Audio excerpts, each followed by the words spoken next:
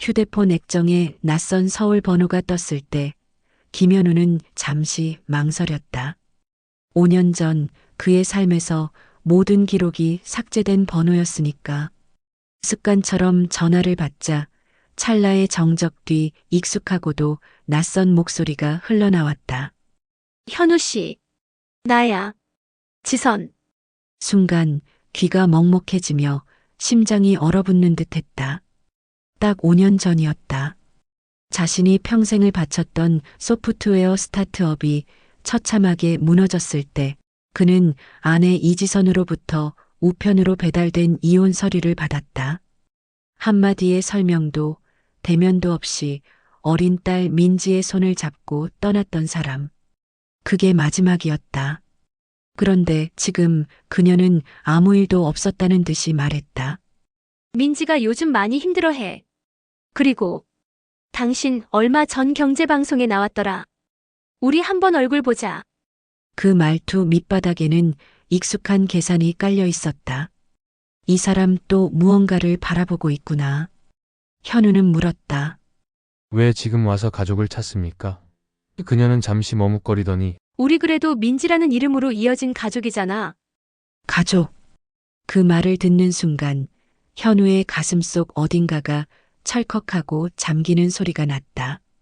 자신이 수억의 빚을 지고 무너졌을 때는 연락 한 통 없던 사람들이 이제 자신이 재기에 성공한 벤처 기업가라 불리니 돌아온다고? 현우는 다짐했다. 바닥일 때 곁을 떠난 사람들에게는 절대 다시 손을 내밀지 않겠다고. 그리고 이제 그 다짐을 실행할 시간이 온 것이었다. 현우는 원래 이상주의자였다. 대기업을 박차고 나와 기술로 세상을 바꾼다는 꿈 하나로 스타트업을 창업했다. 3년 동안 잠을 잊은 채 코딩에 몰두했고 개발팀원들과 허름한 사무실에서 쪽잠을 잤다. 아내와 처가 식구들 역시 그를 자랑스러워했다.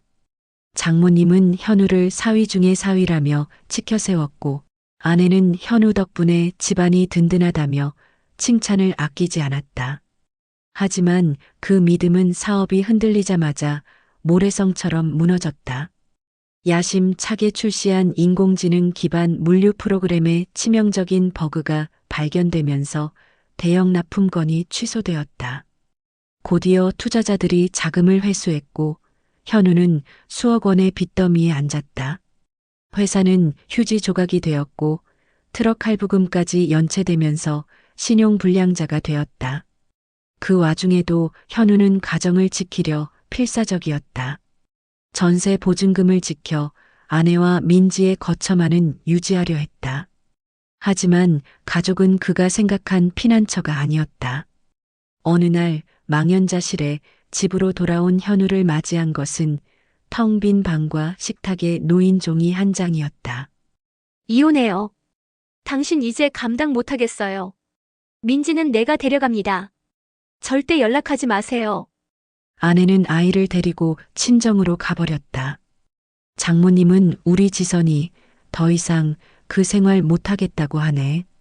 그만 놓아주게라는 짧은 문자만을 보냈다. 자신이 그 집안을 위해 투자했던 돈, 시간, 헌신은 단 한순간에 아무 의미 없는 것이 되었다. 남겨진 것은 빈집과 죄책감, 그리고 배신감이었다. 현우는 처음으로 소리내 울었다. 슬픔이 아니라 자신이 바쳤던 모든 것에 대한 분노와 억울함 때문이었다. 빚과 절망에 파묻혀 집 밖으로 나가지 않던 어느 날 현관문이 두드려졌다. 문을 열자 현우의 옛 개발팀의 핵심 인력이었던 최도윤이 서 있었다. 형님 왜 이렇게 지내십니까? 쓰러져도 다시 코딩해야죠. 도윤은 현우가 사업이 잘 되던 시절 개인적인 빚을 갚아줬던 인연이 있었다. 하지만 도윤은 그때의 은혜를 갚으려는 것이 아니었다. 그의 눈빛에는 현우의 기술에 대한 순수한 믿음이 담겨 있었다. 도윤은 현우에게 단 2장짜리 소규모 건설 현장 AI 안전관리 플랫폼 사업 계획서를 내밀었다. 형님만큼 이 기술을 완성할 수 있는 사람은 없습니다. 저도 가진 돈 다 털었습니다. 다시 합시다. 그 간절한 눈빛을 보는 순간 현우는 기적처럼 다시 일어설 힘을 얻었다. 허름한 창고를 빌려 두 사람은 다시 시작했다. 첫 달은 적자였고 둘째 달은 서로를 부둥켜 안고 울 뻔했다. 현우는 자신의 기술을, 도유는 현장 영업과 기획을 맡았다. 3년의 고난 끝에 그들의 넥스트아이 플랫폼은 건설업계의 입소문을 타고 폭발적으로 성장했다. 직원은 30명을 넘었고 현우는 마침내 모든 빚을 청산하고 재기에 성공한 경영인으로 방송과 언론에 소개되었다. 가족은 가장 어두운 시간에 곁을 떠났지만 동료는 가장 절망적인 순간에 곁을 지켰다. 현우는 도윤이야말로 자신이 평생 책임져야 할 진정한 가족임을 깨달았다.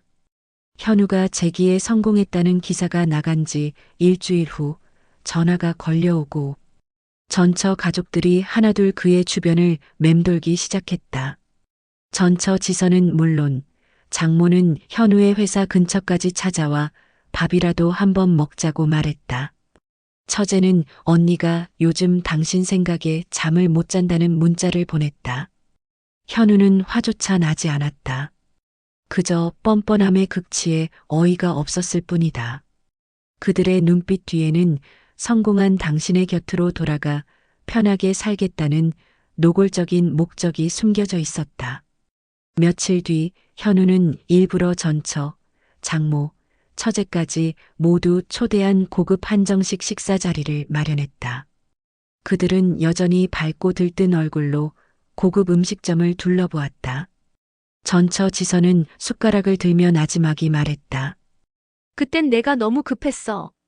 당신이 그렇게 무너질 줄 몰랐고 민지한테는 아빠가 필요하다고 생각했어. 현우는 조용히 숟가락을 내려놓고 말했다.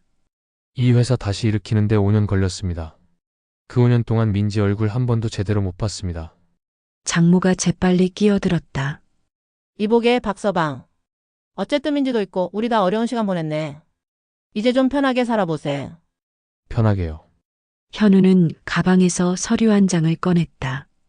그것은 딸 민지의 이름으로 만든 교육비 신탁 증서였다. 이거 민지 앞으로 만든 겁니다. 학비, 유학비 걱정은 안 해도 될 겁니다. 저는 아버지로서 책임지겠습니다. 현우는 숨을 고르지 않고 말을 이어갔다. 다만 이 안에는 단 하나의 조건이 붙습니다. 당신들은 민지와 제 인생에 다시는 관여하지 마세요. 정적이 흘렀다. 장모의 얼굴은 처음으로 일그러졌고 지선은 눈을 크게 뜬 채 그를 바라보았다. 그게 무슨 말이에요? 지금 우리한테 아이를 볼 자격도 없다는 거예요? 현우는 단호하게 말했다. 자격은요. 누군가를 지켜줄 때 생기는 겁니다. 당신들은 내가 무너질 때 아무것도 지켜주지 않았습니다. 그는 자리를 정리했다. 이런 자리는 이제 끝입니다. 민지가 아버지를 원하면 제가 직접 연락하겠습니다. 그날 이후 그들은 다시 연락해오지 않았다. 현우는 이제야 홀가분했다.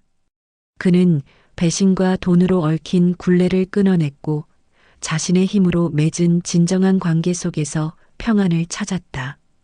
몇 년 후 고등학생이 된 민지가 현우에게 전화를 걸어왔다. 아빠 이번에 상 받은 기념으로 아빠 생일 선물 사려고. 같이 밥 먹어요. 현우는 도윤과 함께 조촐한 국밥집에 앉아 딸과 마주 앉았다. 그는 깨달았다. 가족은 가장 초라할 때 등을 돌리지 않고 가장 어두운 시간을 함께 버텨준 사람들만이 될 수 있다는 것을.